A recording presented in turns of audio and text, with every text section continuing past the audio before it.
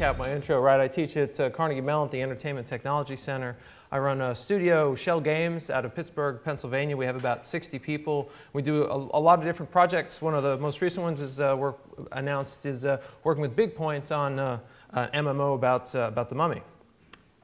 Anyway, so in that previous talk, I basically made the argument that a desire for authenticity, a desire to connect with reality, is creating a situation where real life is reaching out to games and games are reaching out more and more to real life, and these things are connecting together.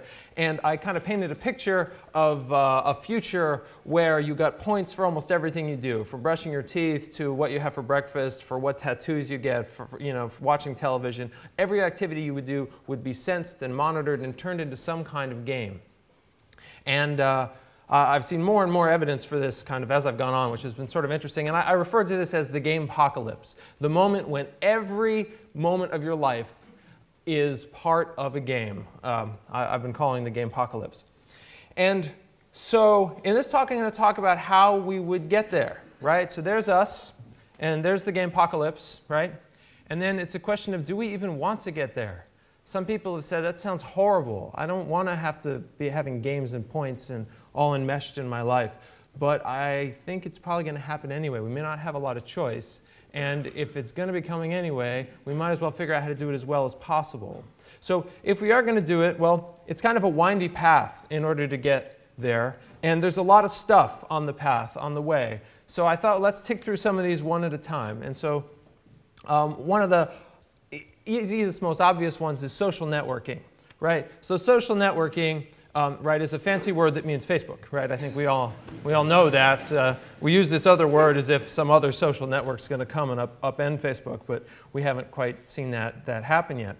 And things on these social networks are important because they travel in a viral way. And when you see things that go viral in a good way, it's because they're funny, they're amazing, they're helpful, they're controversial, and people want to pass them on, right? And that's the good kind of viral. But most of the stuff on Facebook is not passed around in the game space because of that. Because people seem to have forgotten there's such a thing as bad viruses, right? Just because it's viral doesn't necessarily mean it's good. An awful lot of viruses make us sick and unwell, right? There are certain viruses you're just not happy to get. And an awful lot of those are coming up on Facebook. And I mention this because people are just acting like there's going to be this infinite growth happening there. But viruses do not grow infinitely because of the immune system, right? The body can only get sick and suffer a certain amount before it says that's enough. And we see two main instances of immune system cropping up on these games right now. One of them is the players. Their own personal immune system, they start to see these things that they're like, oh, I've seen that before. I don't want to, forget it. I'm going to hide all of these. I'm never going to deal with these again. And they're smarting up about that. But Facebook is too. They've changed the rules about how things can spread virally, which has drastically changed how games are becoming successful and how games are becoming popular. And so kind of on the path and on the road here, we have to really keep a close eye on these rules, because as they change, the spammy ways of spreading your game aren't going to work so well anymore, and we're going to have to, there are good viruses, right? But they have to be doing good things, and then people will spread them. So social networking's good friend, microtransactions, right? Microtransactions have been a huge change in the game industry in the past few years. And they're exciting, right?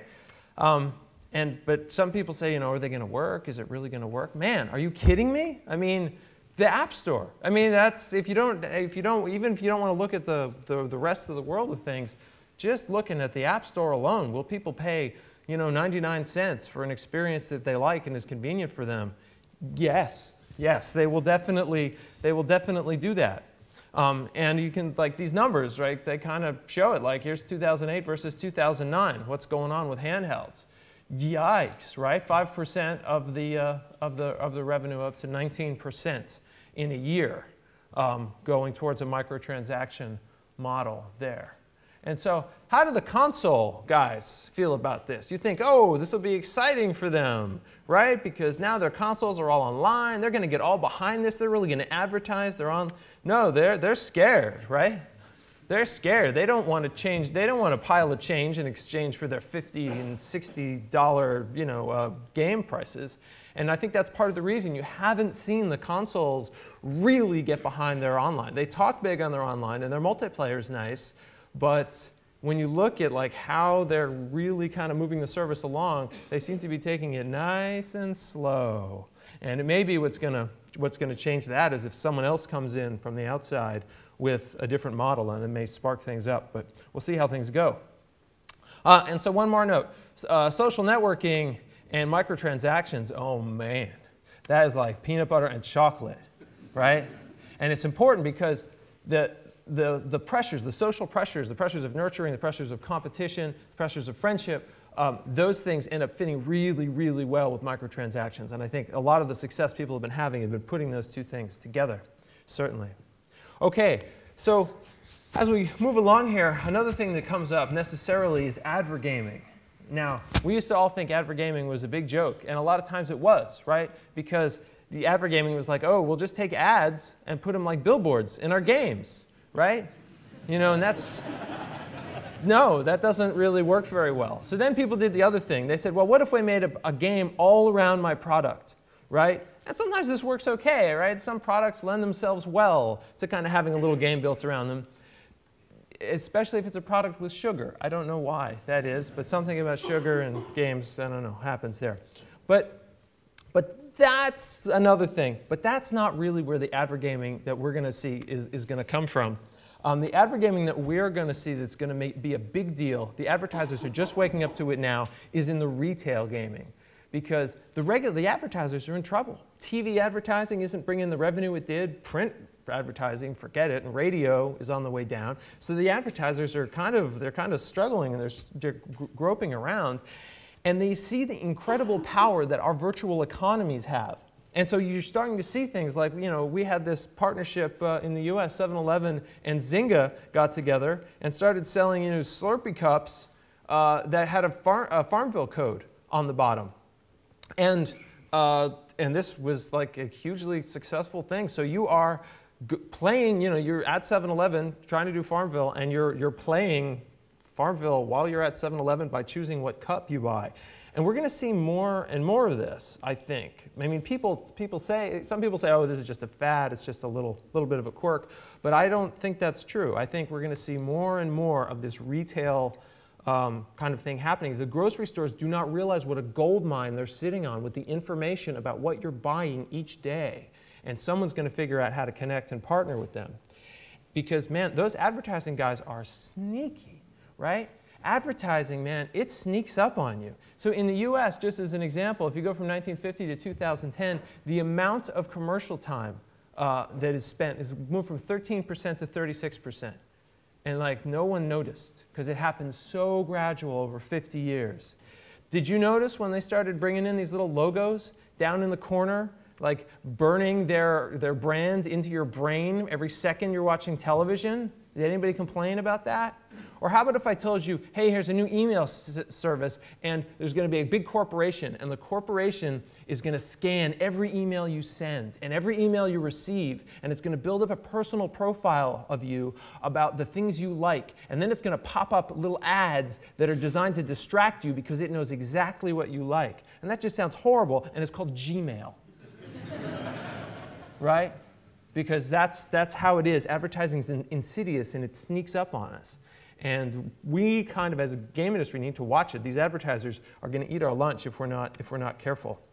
In the US, here's the most horrifying example. Shea Stadium, beloved baseball stadium, you know, for years and years, named after one of the great founders of baseball in the United States, is now Citibank Stadium. I hope you guys don't continue this horrible trend where we're naming everything after corporations in the US. And so things are going to change for us. Soon, we're going to have to make hard decisions we're not used to. Right? We don't normally have to worry about, gee, do I want to partner with Camel cigarettes? I mean, magazines have to worry about that. Wired magazine had to say, do I want to partner with Camel cigarettes? Yes, yes I do. I believe my magazine will help sell more Camel cigarettes, and I'll tell the Camel people that, and we'll have big ads. We're not used to that. We're going to have to get used to that. These challenges are going to come up. Okay, so moving on out of retail. Now, the thing, these advert gaming and retail guys, they're all counting on points and points and points and external rewards. We're going to give you these external rewards, but be careful because we're coming into a big swamp here. Because these external rewards, these rewards for like, hey, do this and I'll give you this, intuitively we think that works really well. It has full of problems that we don't realize. I love this, it sums it up, this ad really well. Turn the everyday things you do into the dreamiest perks and rewards. That's what all these guys want to do. The everyday things you do, now you get rewards. There's a wonderful book called Punished by Rewards. And it's an overview of all the incredibly huge amount of psychological research which says if someone tells you, I'll give you A if you do B, you will start to hate B after a while, right? You will not like the activity that you're doing in order to get the reward. And as soon as the reward's taken away, you'll like the activity less than when you started. And there are study after study after study and experiment after experiment that shows that this is true. And this is going to be a huge, weird, miry pit that we're going to have to go through. Now, the book takes a bit of a hard angle and kind of acts as if there's no way out, but there are ways out, and we've seen that. We know it. We see it all the time. A few of the keys, I think, if we want to get through this swamp of extrinsic rewards, if you make the activity itself engaging and not just a little nothing, something you really like to do, then that's going to make you want to stick with it. These things need to be effortless. They're wonderful when they're effortless. Part of the reason airline points have succeeded so well is you don't have to do anything. Once you're signed up, it just happens by magic. You're buying plane tickets anyway, and bam, it just happens, except it guides the little micro decisions you make. They have to be uncheatable. If you can cheat and get these points and use them somewhere else or duplicate them or replicate them, they lose an incredible amount of value, and they're not going to work so well. So the more you can make them hard to cheat, the better. It can't be embarrassing to do this. If I got to do some weird thing at the store or go bother my friends and I'm embarrassed about that, that's all a big problem. People can be embarrassed just to use a coupon in a public place sometimes, and much less some of these game things that people are starting to talk about. And the brands this is going to work best with are brands that people base their identities around. And it's weird to think that people base their identity around product brands, but like Harley Davidson, my gosh, I mean, who here has worked on a product that people have tattoos of, right? Not very many people, but there are some brands that are like that. Those brands are going to lend themselves really well to kind of building these outer experiences, but we have to be really careful thinking back to authenticity. If you started making a bunch of cheesy Harley Davidson games, it might spoil the whole brand. So it's a kind of a funny place. But when all else fails, the thing I always remember, personal trainers work. People are trying to get fit, people are trying to lose weight. The most effective thing seems to be having a personal trainer who watches everything you do, gives feedback right when you need it, gives encouragement right when you need it, and gives you just kind of the right kind of system of punishments and rewards and encouragements and suggestions to kind of get you working because they have that kind of level of intimacy with you. And if you can move towards that, you can make these things work. So disposable sensors was something I talked about rather a lot. At the talk, I talked about this toothbrush, and you brush your teeth, and it like gives you points based on whether you brush your teeth every day, and did you brush your teeth long enough? And I was, ha, ha, ha, what a joke. And after the talk, someone's like, have you seen the Oral-B? I mean, if you brush your teeth 3 minutes, like the sad face turns into a happy face.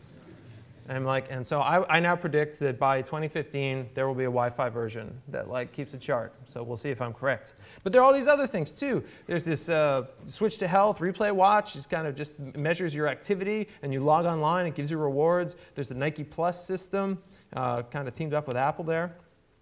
Green Goose, these sensors that are for your house and for your bike that like measure like how far you've ridden your bike and how many times you've picked up your water bottle, and you know, kind of giving you points and things for that. The sleep tracker system that measures how much REM sleep you're getting and tries to wake you up at the appropriate point in your sleep cycle.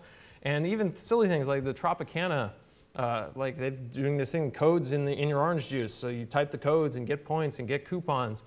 These things are just absolutely springing up everywhere. And the most horrifying one I heard about, these new pills that you swallow, and they can measure things in your body after you swallow them. Right? This one here is designed with an internal battery. This one's designed to measure temperature as it passes through your system.